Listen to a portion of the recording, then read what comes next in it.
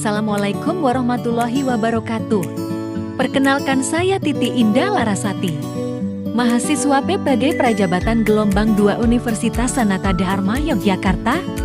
Pada kesempatan kali ini, saya akan mempresentasikan ujian akhir semester mata kuliah Perspektif Sosiokultural dalam Pendidikan Indonesia, yakni kampanye praktik baik penerapan scaffolding pada Zone of Proximal Development. Kampanye praktik baik yang saya lakukan berjudul Penerapan Scaffolding dalam Pembelajaran Sejarah Kerajaan Hindu-Buddha di Indonesia kelas 10 E9 SMA Negeri 2 Yogyakarta. Melanjutkan pemaparan, saya akan menjelaskan terlebih dahulu apa itu scaffolding. Scaffolding adalah serangkaian strategi atau bimbingan yang disediakan oleh guru atau orang dewasa lainnya untuk membantu peserta didik mencapai tujuan pembelajaran yang spesifik. Kemudian Zone of Proximal Development merupakan konsep yang dikemukakan oleh psikolog pembelajaran bernama Lev Vygotsky, merujuk pada rentang antara apa yang dapat dicapai seseorang secara mandiri dan apa yang dapat dicapai dengan bantuan orang lain yang lebih mahir. Guru dapat mempertimbangkan ZP di peserta didik dalam melaksanakan pembelajaran dengan pendekatan, strategi, metode, dan teknik sebagai scaffolding.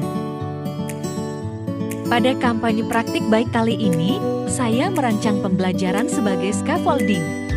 Saya menerapkannya pada materi Kerajaan Hindu-Buddha di Indonesia dengan pendekatan saintifik, strategi discovery learning, dan project-based learning, serta metode ceramah diskusi dengan tutor sebaya dan bimbingan guru sebagai scaffolding. Tujuannya adalah agar peserta didik mendapatkan pembelajaran sesuai dengan Zone of Proximal Development mereka dengan membuat buletin Kerajaan Hindu-Buddha di Indonesia. Sasaran dari kampanye praktik baik ini adalah peserta didik kelas 10 E9 SMA Negeri 2 Yogyakarta. Rangkaian pelaksanaan dimulai dengan melakukan asesmen diagnostik kognitif dan non-kognitif dengan mempertimbangkan perspektif sosiokultural peserta didik untuk memahami gaya belajar dan kemampuan awal peserta didik. Setelah melakukan asesmen diagnostik kognitif, guru memetakan peserta didik berdasarkan kemampuan yakni paham, utuh paham sebagian, dan belum paham. Peserta dengan pemahaman utuh berperan sebagai tutor sebaya.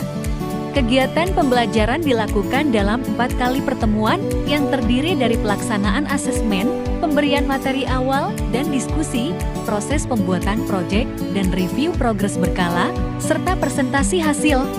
Guru melakukan asesmen sederhana pada setiap pertemuan untuk mengetahui perkembangan kemampuan peserta didik.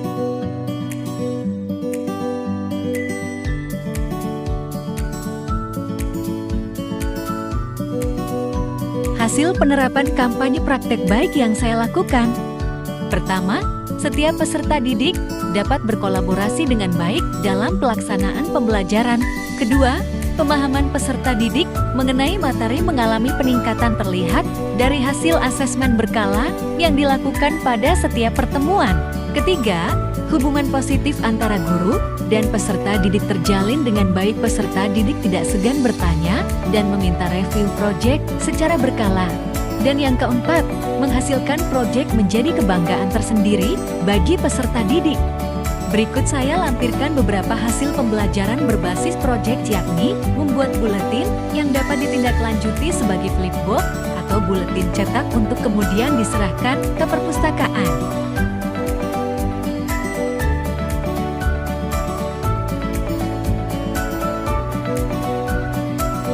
Pembelajaran yang didapatkan dari kampanye baik ini adalah penerapan scaffolding penting dilakukan untuk membantu peserta didik mencapai potensi maksimalnya sehingga tujuan pembelajaran dapat tercapai.